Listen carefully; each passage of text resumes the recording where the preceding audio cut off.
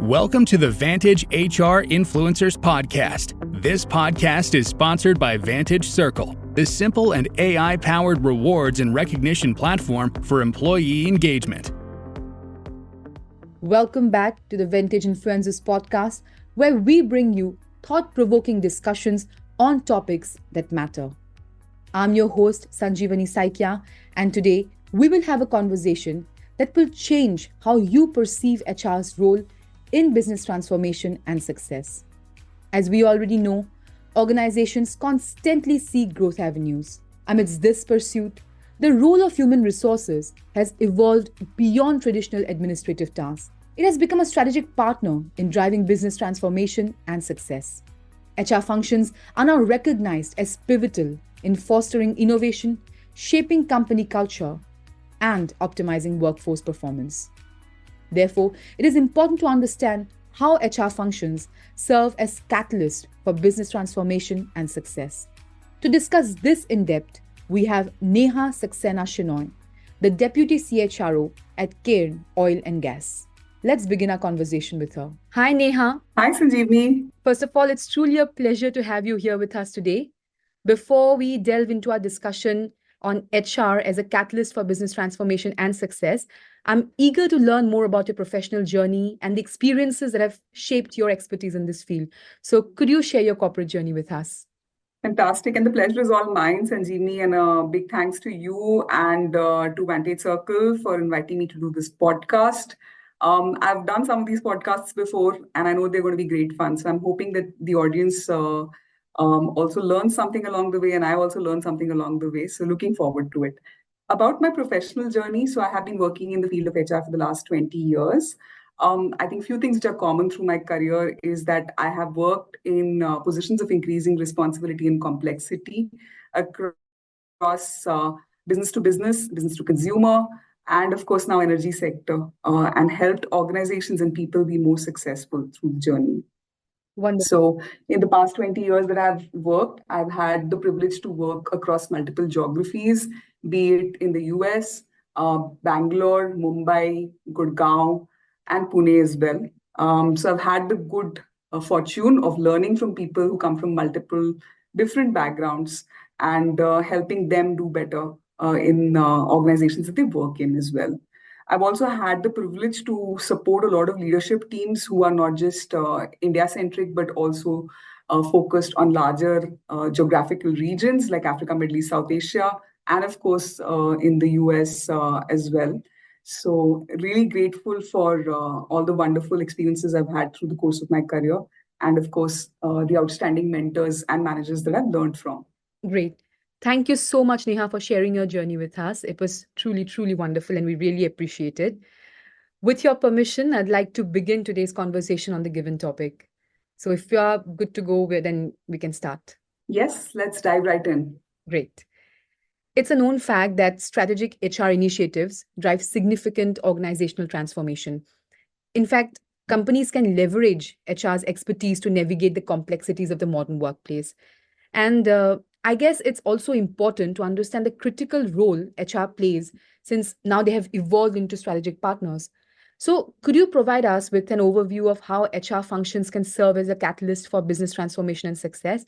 And most importantly, what key roles does HR play in this process? Right, Sanjeevani, very good question. And in fact, before I answer your question, I'd like to build a quick context. So Sure. if you look at businesses and organizations today, they are going through three major shifts in the post-COVID world. The first shift is environmental, the second one is organizational, and the third one is people leadership and culture related. And I'll talk more about that. So if you look at the environment today, volatility is a feature, not a bug. For example, if you were to look at the energy industry that I work in at the moment, the energy industry is going through a tectonic shift. It's perhaps one of the most volatile industries, tends to experience a lot of dramatic price swings, and is impacted by multiple factors, including geopolitics, for example, the wars that are on, new discoveries like shale, demand for greener energy, and changing consumer demands, in addition to, of course, tech shifts which impact the industry. If you look at other sectors, no sector is actually left untouched by the sweeping change, be it consumer, be it technology, retail, automobile, you name it, and they're facing a lot of tectonic shifts in their worlds. What's interesting, particularly since we are in 2024, is that globally, more voters than ever in history will head to the polls this year. At least 64 countries, plus the European Union in the world, which represents 49% of the people on the planet, are meant to hold elections this year, the results of which, for many, will prove to be consequential for many, many years to come. Fortunes of a lot of companies and sectors will vary depending on the election outcomes, not just those companies that sell to the government directly, but also who engage with the government indirectly as well. So that's one part of the shifts that are happening at an environmental level. The second set of shifts which are happening at an organizational level are the need for greater learning agility or closing the capability chasm, right? So now more than ever before, the need for upskilling, reskilling is required. The half-life of skills that we learn way back in academia is shortened to such an extent that before an Indian student completes her engineering degree of 4 years, perhaps what she has learned in first year no longer stays relevant. And as a consequence, it's even more important for organizations to provide the right opportunity to upskill and reskill their workforce. Digital transformation continues to be a factor which is driving a lot of change. And on a connected note, there is a focus on greater productivity and efficiency. Shareholders the world around do put a lot of pressure on corporations to increase their speed, to get things done faster, to get things done with lesser resources. In fact, if you look at a recent Stanton Chase report, which came out earlier in 2024, AI has caused a tectonic shift with respect to tech jobs. So if you look at last year, Stanton Chase actually quotes that 37% of the companies that they surveyed reported that tech has replaced workers. And for 2024, the prediction that Stanton Chase makes is that 44% of the companies that they surveyed would look at further replacing workers with AI and with technically advanced solutions as well. Also, if you look at a recent McKinsey report, which was done across 7 countries, it points out that 20 to 30% of the critical positions in organizations are not filled by the most appropriate people. The same report also very interestingly mentions that the highest performers in an organization and in a role are 800% more productive than the average performers in the same role. So in this day and age, what becomes important is catching the high potentials, high performers early, stretching them with meaningful work, providing them a customized employee value proposition while balancing out organizational dynamics, politics, and of course, limited budgets, especially in an era where remote working, skill shortages, and requirement for new skills is prevalent.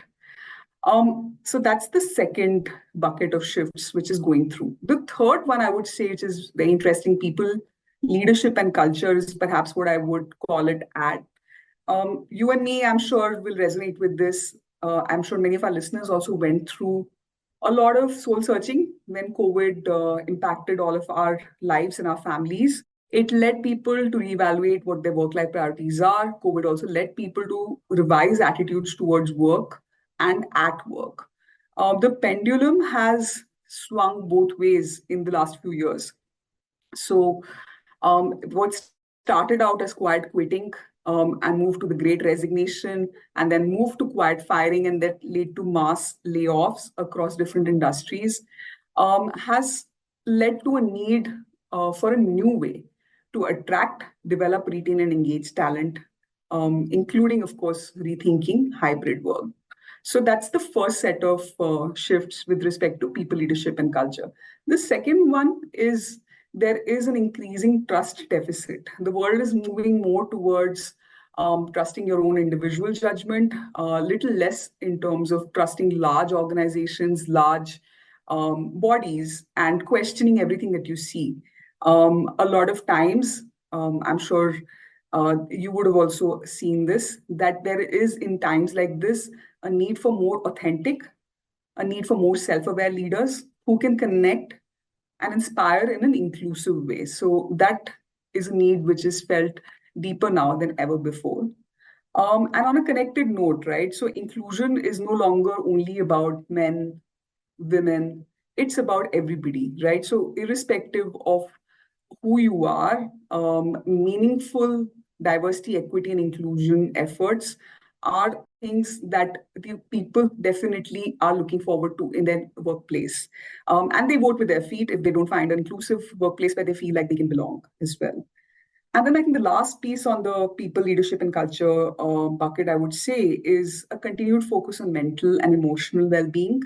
Organizations, of course, have realized that it's not just adequate to provide health coverage purely from a physical health perspective, but health is much more beyond physical health, and which is why the focus on mental health continues to be there during these times. So, given the context that I just shared about, your next question would certainly be that how does HR catalyze business transformation? Yes. And I can definitely share more in terms of stories and examples, but I will talk about examples that I have seen or I have driven closely and which are close to my heart as well. So, if you look at HR, it's essentially the glue that binds the strategy, culture, people together to drive organization success. And one memorable story that exemplifies HR's transformative power is that of a business that I used to lead HR for a few years ago. The industry in which this business was operating was booming. And how? With, in fact, new players jumping into the bandwagon, many people setting up overnight supply chain and manufacturing facilities in order to deal with the booming demand in that particular industry. Unfortunately, despite a booming industry, the business that I led HR for was struggling. And it was in the red on every single financial parameter and every single people parameter, right? Which of course was a perfect storm for someone like me to inherit. The other thing which happened is coincidentally, the business leader for this organization was just about 2 months older than I was on the job. They were new to the organization as well. But I think both of us really shared a zeal and a passion for turning the business around. And we, of course, rallied together in order to make sure that that turnaround happens. So, through very strategic partnership with the business leader and with very focused interventions, the business did actually turn around in just about a year.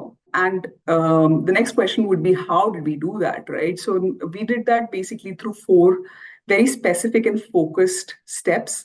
We did multiple interventions which were focused on point number one, on customer focused organization structure.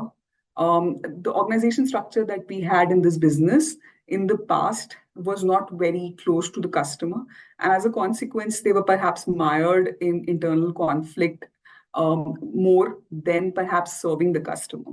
So, reinventing the organization structure, especially for key areas which were customer facing and which were critical to success of the business, like supply chain, like sales, like customer experience, that was very impactful for us to drive that change. So I think that was the first intervention that we drove. The second piece that we realized is there is no substitute for having right people at the right place, right? And there, what became important is to be very choiceful about, are we using talent build strategy, buy strategy, or borrow strategy, right? So in this context, what we realized is that for the critical roles, it was very important for us to build and buy talent proactively rather than reactively. So we did very clear data driven proactive succession planning, and on top of it, it was backed by very clear development for the successors that we had identified, so that the succession planning actually comes to life and helps the business succeed. So that was the second intervention that we drove. The third one was with respect to customized retention planning and execution, and we can talk more about it in detail if you'd like. During the entire period that I was leading HR for, initial phase was marked by the great resignation, right? And For us to be able to stem the attrition in the business, what we realized is that we need to operate at scale, but at the same time, also customize and personalize our solutions to the individuals in the organization. What may keep Sanjeevani in her job may be very different than what keeps Neha excited about her job. May be very different than what keeps Ali excited about his job. May be very different than what keeps Sylvia interested in coming to work every single day. So we looked at marrying insights from artificial intelligence driven um, early warning systems with human intelligence, which put together became an unbeatable combination and gave us very clear heat map as to who would be our high attrition risk people, who would be perhaps medium, and who are perhaps not very high on attrition risk as well.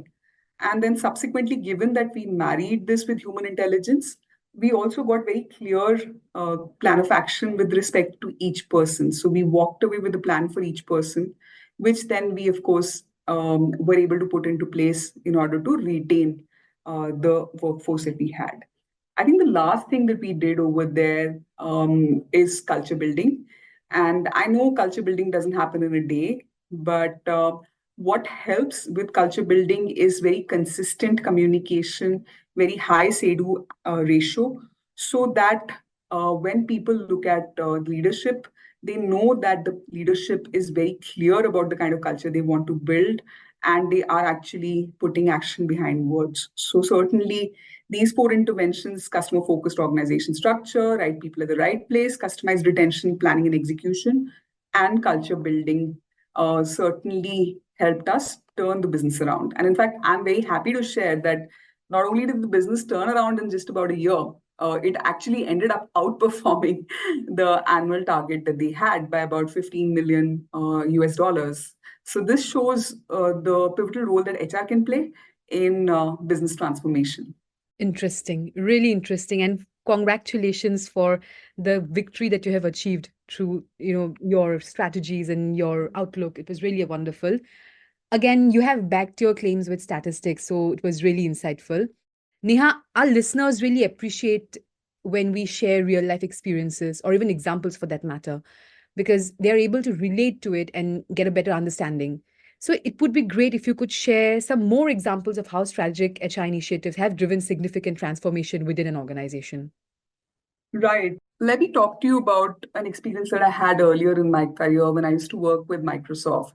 So this is a change that I have been a part of, I've contributed to, but then the big part of the story is that this was driven straight from the top from Satya Nadella. So flashback, all of us know Microsoft, one of the most valuable companies on the planet today. But many years ago, it wasn't the case. So while Microsoft started out very strong in a market which was hugely dominated by Microsoft, they, of course, had a very clear strategy. They wanted to have a desktop on every table. But at the same time, somewhere down the line, they lost their market dominance. There were other players which came to the fore, Amazon, of course, being a prominent one, which essentially started eating into Microsoft's share. There were news reports about Microsoft having lost its moho. There were news reports about Microsoft not being relevant and perhaps just losing the plot a little bit. And that's a perfect storm that Satya Nadella actually inherited. And he was very sharp and very clear about understanding that culture eats strategy for breakfast, lunch, and dinner. So, in fact, the first thing that he did when he took over the CEO chair is that he sent an all employee mail um, talking about how he wants to drive a cultural transformation in the organization. True. Microsoft was an organization which had very, very strong personalities, brilliant minds. In fact, to this day, I would say the most brilliant people I have ever worked with were my colleagues over at Microsoft. Having said that, because they were so brilliant, a lot of times perhaps there was a missed opportunity that Satya thought he felt with respect to learning more, right? So they were more know-it-alls, and he wanted to make sure that they become learn-it-alls. Yes. And essentially, he followed up the cultural transformation with very concrete steps, Sanjeevani, and which is what I really admire about Satya's leadership and about Microsoft as an organization. So, for example, he reimagined the vision, the mission, strategy, ambitions, the leadership principles, and the culture of the organization. So, if you were to look at the mission that he thought about, so he talked about how Microsoft wants to empower. Uh, he wants to empower every person in every organization on the planet to achieve more. He also talked very clearly about the strategy of how to get there. So he talked about building best-in-class platforms and productivity services for a mobile-first, cloud-first world. And do remember that this was a time that Microsoft was taking a bit of a beating with respect to these elements of cloud-first world and the mobile-first world. So it was very, very smart on his part to very clearly articulate the direction and the strategy that the organization was meant to take. He also collaborated with his leadership team and very clearly articulated ambitions with respect to reinvention of productivity, business processes, building the intelligence cloud platform, creating more personal computing, and therefore not forgetting the hard core strength that Microsoft brought to the table. And while some of this sounds like very clearly business transformation, the great thing about this transformation is that he also thought about and is about leadership principles, culture, tenets, which would help the organization pivot on the lines that he hoped it would pivot, right? So, for example, Microsoft very clearly articulated three leadership principles, and these are very simple ones, which every one of us can resonate with, which very clearly laid out the path of what the expectations from the leaders are, right? So, for example, the leadership principles that were articulated were around creating clarity as a leader, generating energy, and then delivering success. And connected with that was a lot of work that was done with respect to the culture. So, in terms of the tenets of the culture, there were 5 tenets that the organization focused on. The first and the biggest one was growth mindset. And those of us who have read about growth mindset or are a fan of Dr. Carol Dweck's work from Stanford University, you would know that growth mindset is an entirely different way of perceiving things, of acting on what you perceive, and of course, evaluating your own self with respect to the results that you get. So it connected with what Satya wanted to do to move from a know it all to a learn it all culture. The second piece from a culture perspective that they focused on was being more customer obsessed. And of course, that was a huge part of the solution towards reinventing Microsoft, making it much more relevant in the new world and making it closer to the customer. An element that Satya personally was extremely passionate about, and I've had the good fortune of actually seeing him in person talk about it, is diversity, equity, and inclusion. So, and when I say diversity, equity, and inclusion, the way that Microsoft looked at it was not only from a gender lens, but also from a lens of generation and geography as well. So the intent was creating a much more diverse and inclusive organization where talented people from all backgrounds are welcome. And a one Microsoft team was another big element of the culture. So to move away from the silos of a large organization, but to move towards collaborating as one Microsoft and getting the outcomes, and ultimately to make a difference for the consumers. So those were, from a business perspective, the big influencers of the change, Sanjeevani. Wonderful. Thank you for sharing the example of Microsoft, because somewhere you have once again highlighted or underscored the need for having a culture of learn it alls. And that's what Nadella has been promoting so far. I mean, in one of the interview, I think he also went on to mention that, uh, he enrolled in more courses than he could complete. So that was in his email. Yes. Yeah. So he, in a way, has made it very clear that we all are in the process of learning and we shall not stop doing it. So the wonderful experience that I had was that at Microsoft, the reimagination of the vision, mission, strategy, ambitions, leadership principles, and culture was communicated far and wide. There was not even a single important meeting at Microsoft, be it external or internal, which did not have these elements right at the beginning. And the way that Microsoft encouraged people to engage with the vision, mission, strategy, ambitions, and leadership principles and culture was actually to make this their own, right? To personalize what it means to them and then go ahead and apply it in their day to day lives. True. Yes. In this example that you just shared, how specifically did HR facilitate and manage organizational change effectively? That is something that I would like to know. Apart from it, it would be great if you could just share some of the best practices for HR professionals to navigate these transformations smoothly.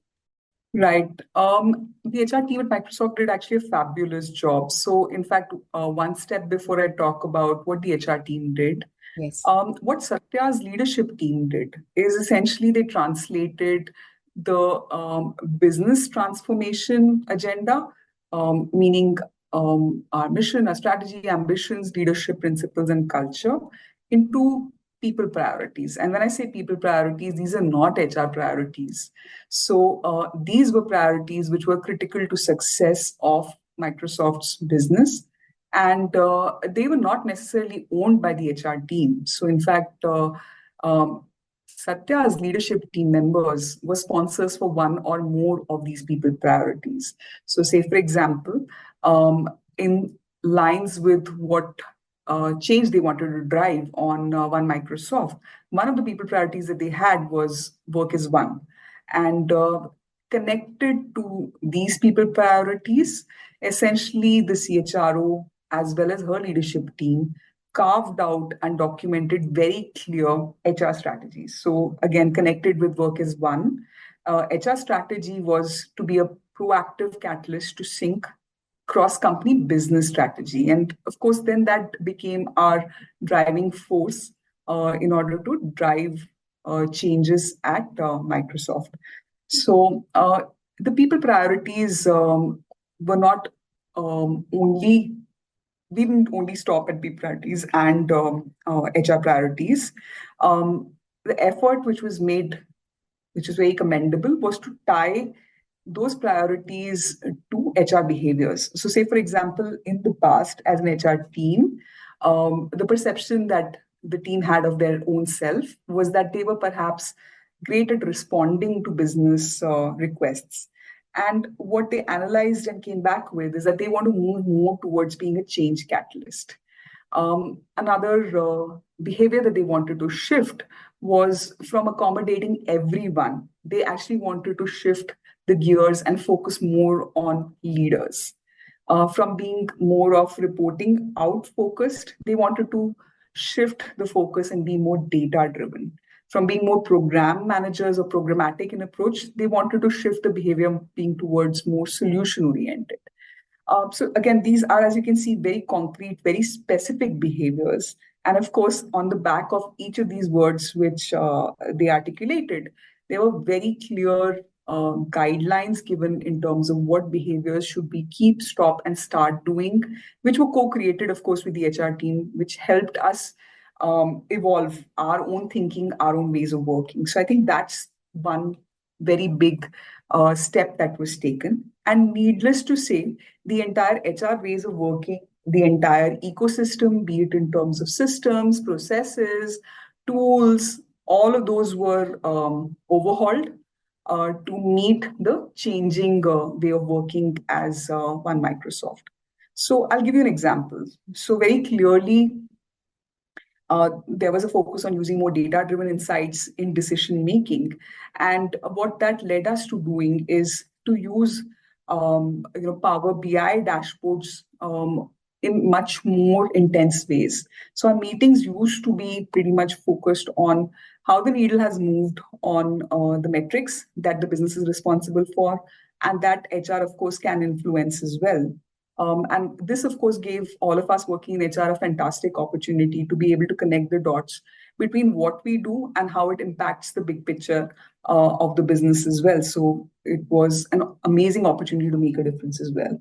The second thing that they did is also simplified processes, standardized, and also moved more towards a self-service model, which of course made things much simpler, right? So it removed the burden of, if I may say so, some of the non-value add activities from the HR teams and really focused their attention on where the organization wanted it to be, which is more on leaders versus accommodating everybody.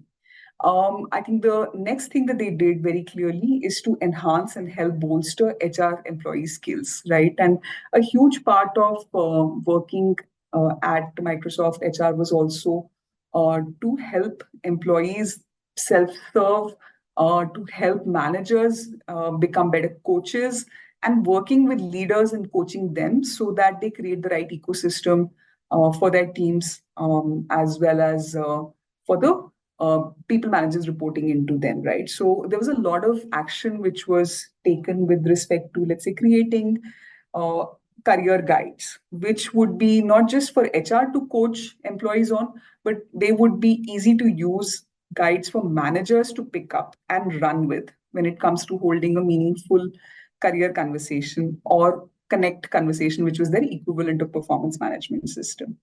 They also created a lot of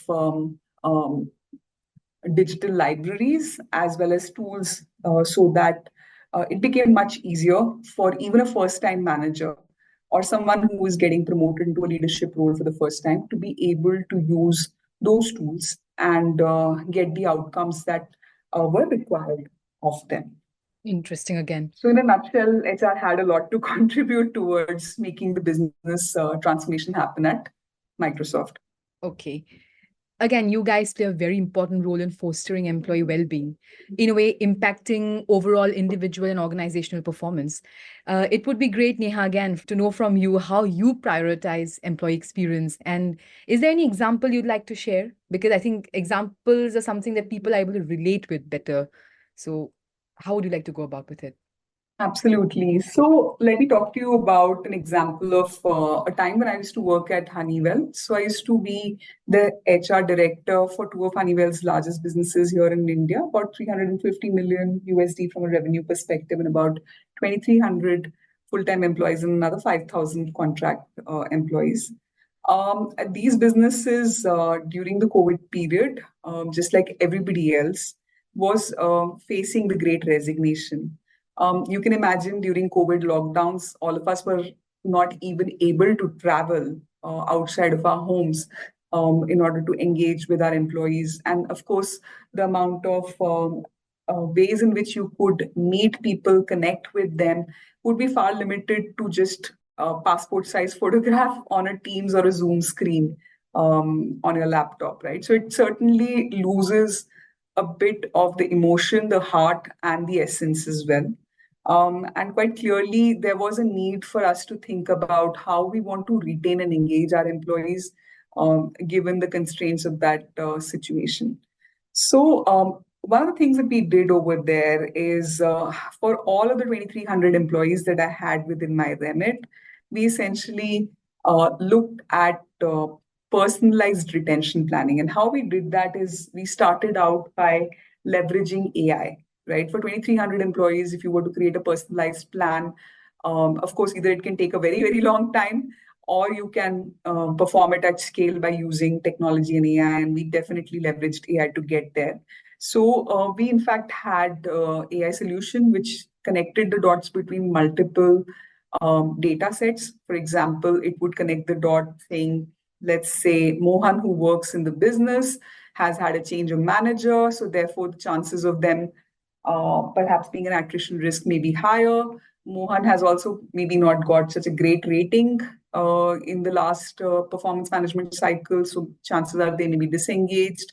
Shanti, who's another individual in the business, she perhaps is putting in too many hours outside of her regular work hours, including weekends. There is a chance that she may be at a risk of burnout as well, and maybe that's something which could be cause for someone leaving. Shaista, who works in a different part of the business, she may be going through taking a lot of leaves which are unscheduled. Maybe she's missing out on work as a consequence, right? So, there were so many different data points which each one of us on an ongoing basis emit. And we used AI to be able to put all of those data points together and to analyze and to say what may be the trends which are emerging with respect to every individual in my organization. And as an HR leader, what I got at the end of this exercise was a very clear heat map, red, amber, green, which gave me very clearly a flight risk score, where I could say with some degree of confidence that perhaps Shaista is likely to leave the organization more than, let's say, Ahmed, who works in a different part of the organization. Having said that, AI doesn't necessarily give you perfect answers, and it's very important to be able to temper that with human intelligence, which is why we did not stop at just an AI driven retention exercise. We actually took that data to the respective managers. So we sat with managers of all the 2,300 employees and showed them the heat map for their team. And then we requested them for their validation on that data. And we got from them very clear picture in terms of why there may be certain behaviors which are showing up in the employees and whether they are temporary. Maybe Shaista was taking a lot of leaves because she had someone sick at home and she had to take care of them. And maybe it wasn't something which would really lead up to a long-term attrition risk. And we also got a very clear picture, not just of who are my high risk, medium risk, and low risk people. We also put a finger on pulse of what would keep the individuals happy in their job. We all know that by the time someone has already resigned, it's perhaps too late to pull them back from the brink.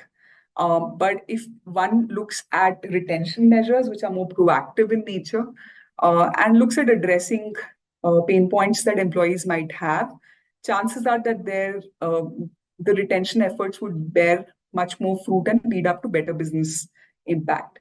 And that's exactly what we did. So for each individual who showed up in the red on the heat map and amber on the heat map, we connected the dots with the manager in terms of what might be their pain point or what is it that they're looking for. And again, Sanjeevani, something which might excite you may be very different than what excites me. For example, you may be looking for a stretch assignment, working in a completely different function, and that's your driver. For me, perhaps my driver would be visibility to senior management. To another person, their driver might be money. Fourth person might be more motivated by a promotion. So it's important to, again, put a finger on the pulse on what motivates them or what may be the solution to the retention problem person by person, because one size doesn't fit all.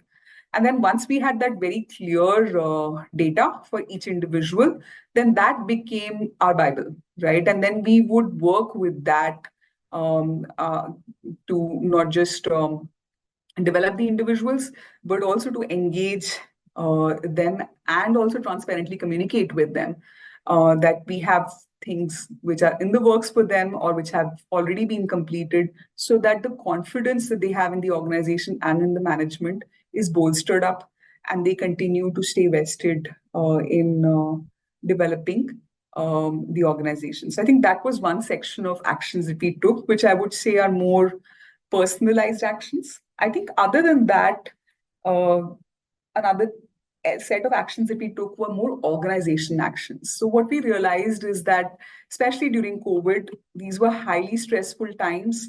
A lot of times people were double, triple booked on their calendars. They didn't not have the benefit of blowing off some steam as they would do during a corridor conversation or a coffee table conversation.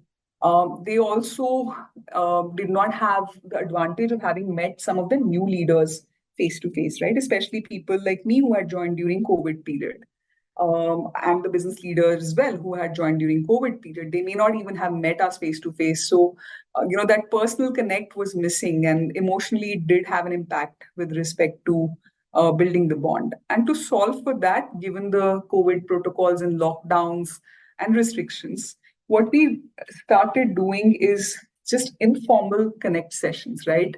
So one of the things that we heard back from the teams is that they would like to have a little bit more clarity with respect to how we want to reach the business outcome that has been targeted, right? And very clearly, there was a strategy which the business leader had come up with along with his leadership team. And our role was that in every conversation that we do, town halls, small group meetings, roundtables, informal connects, etc., our role was to make sure that we keep reinforcing the same story.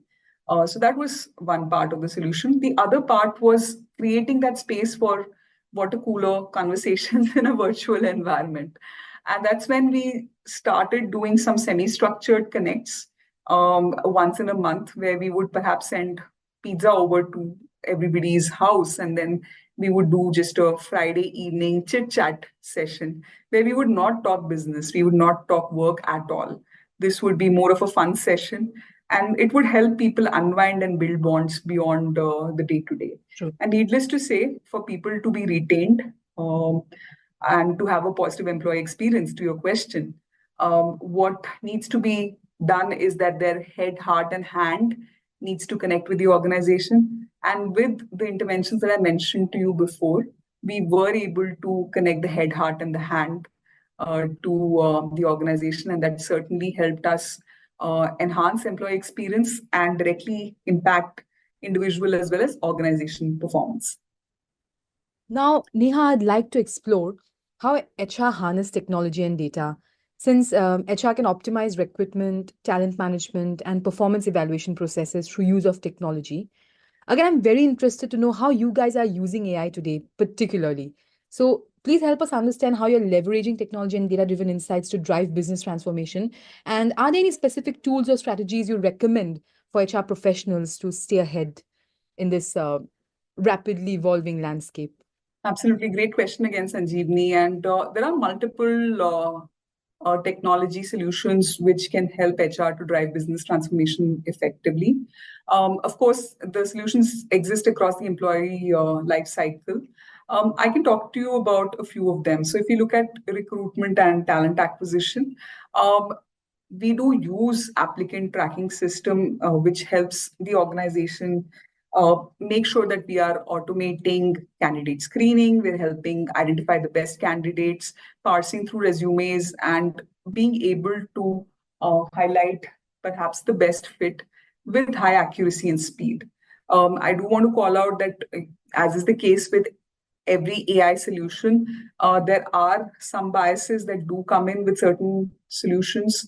So one needs to watch out for any kind of biases that may be coming up with respect to age, gender, or otherwise while using recruitment solutions. I think that's the first one. The second piece is not in the current setup, but in the past, what we have leveraged bots for is employee engagement and policy clarification, right? So some of the more ongoing and predictable nature of work that HR as a function has to do, of course, can be easily taken care of by bots. And I have in the past, of course, looked at implementing some of those in the workplace to get more efficiencies for the business as well as for HR. From a performance management perspective, there are multiple solutions and use cases over there which help people manage their goal setting with generative AI. In fact, a lot of people, in fact, even use generative AI to write their performance appraisals. I have seen that as well. And of course, people provide feedback also a lot of times using generative AI in organizations. And of course, technology has completely disrupted the kind of performance analytics we have and the ability to connect dots between performance indicators, which may be far leading, to lagging indicators with respect to financial and organizational productivity. It's just mind blowing today. So lots and lots to learn over there.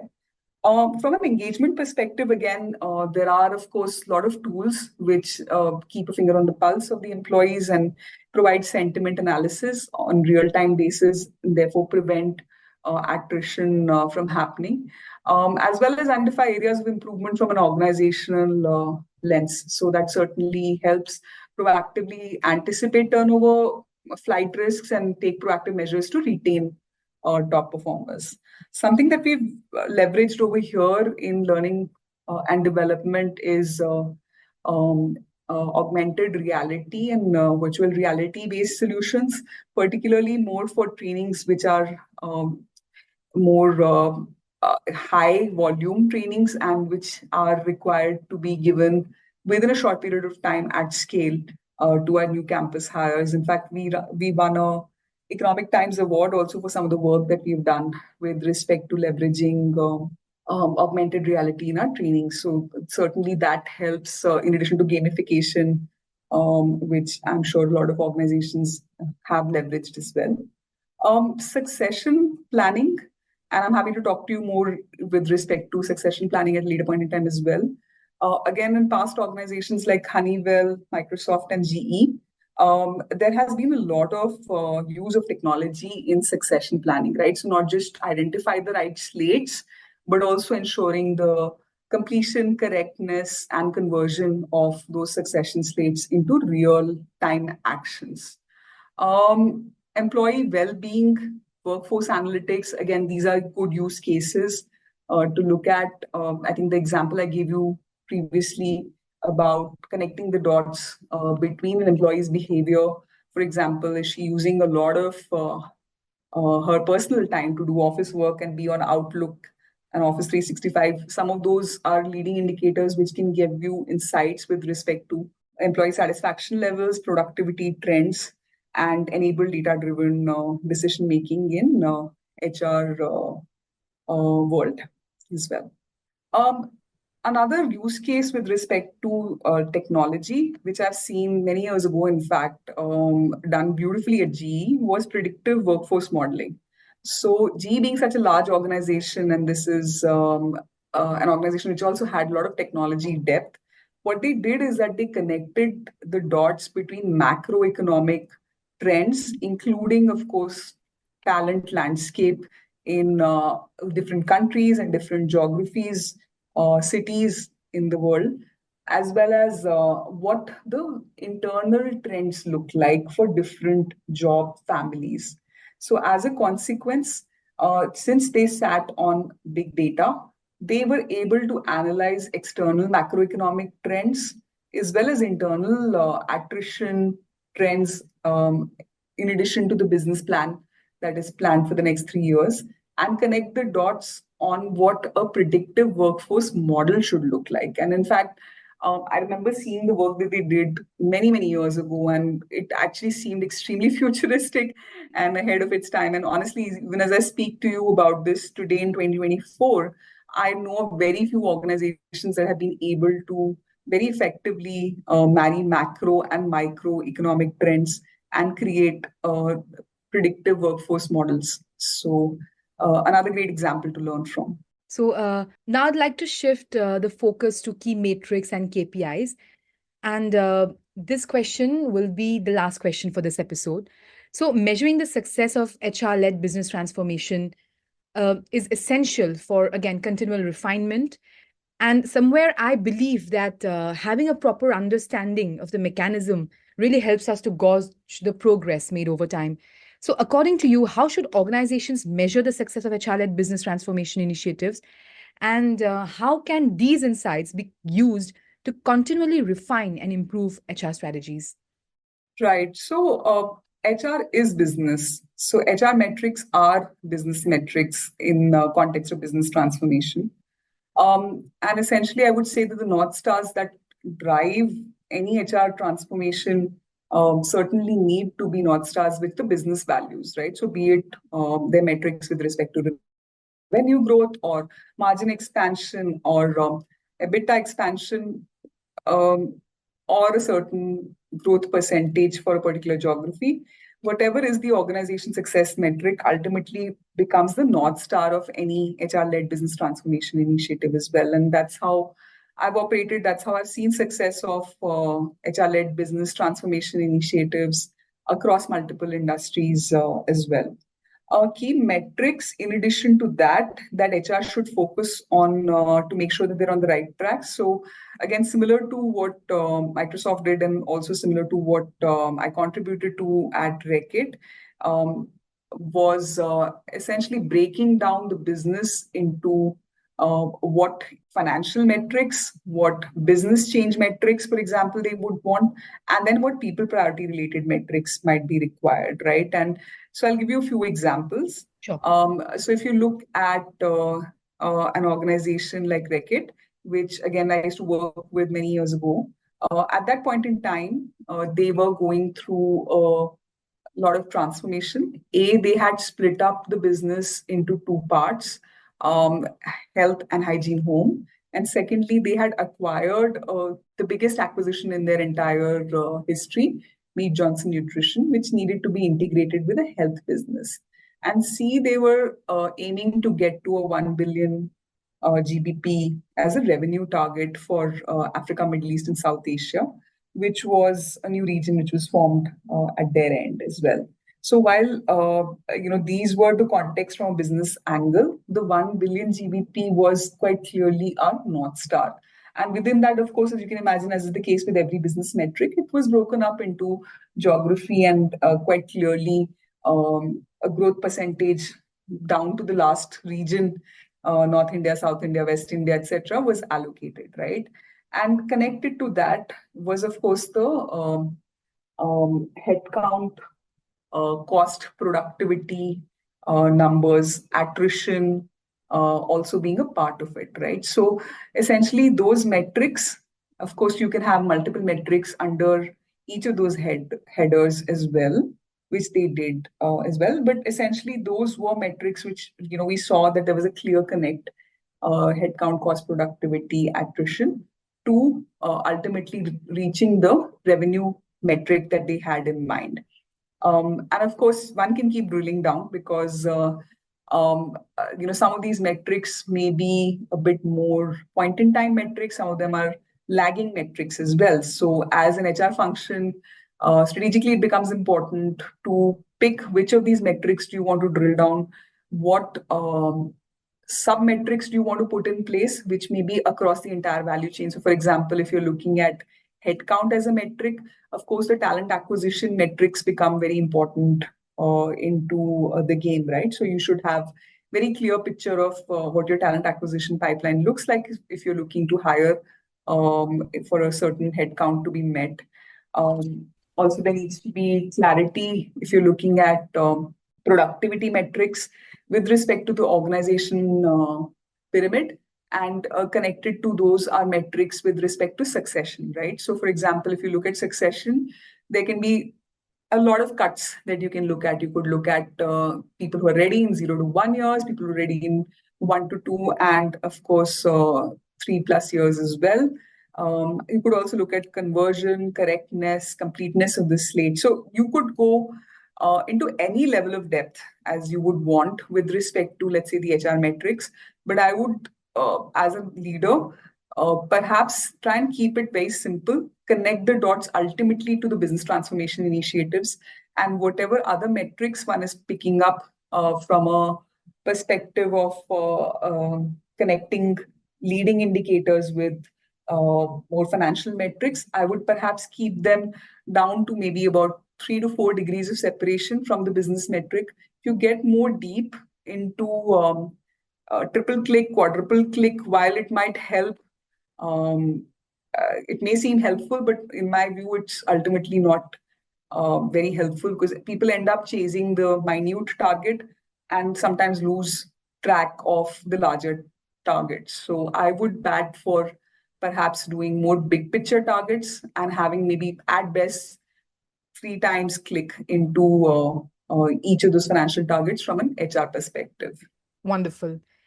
As we wrap up today's episode, Neha, is there a final thought you'd like to leave our listeners with? We'd love to hear it from you. Additionally, for those keen on staying connected with you beyond this episode, could you please share how they can reach out to you? Right.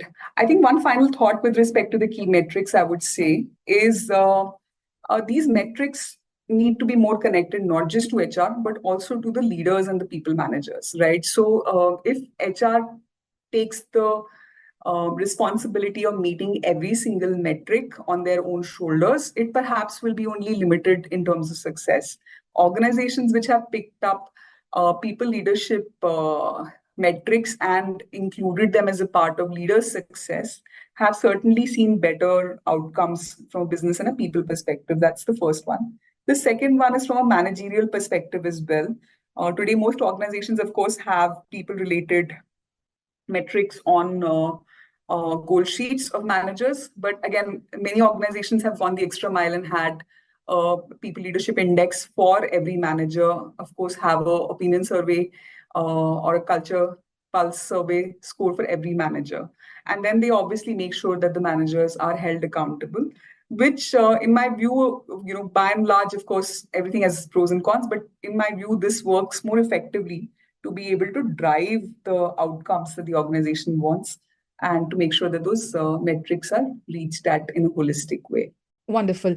Again, Neha, could you just share how they can reach out to you, maybe through your LinkedIn account or any other way they can reach out to you? Right. I really enjoyed talking to all of you today. And of course, HR is a field that we all continue to learn every single day. And that is something which I really would advise each of the listeners to do, to continue to learn. There is so much variety to learn from in the HR space. And I would encourage each one to go out of their comfort zone and learn something new every day. It could be related to a field that you know very little about. It could be a field that you're already a specialist on. So certainly continue to learn. That's my mantra.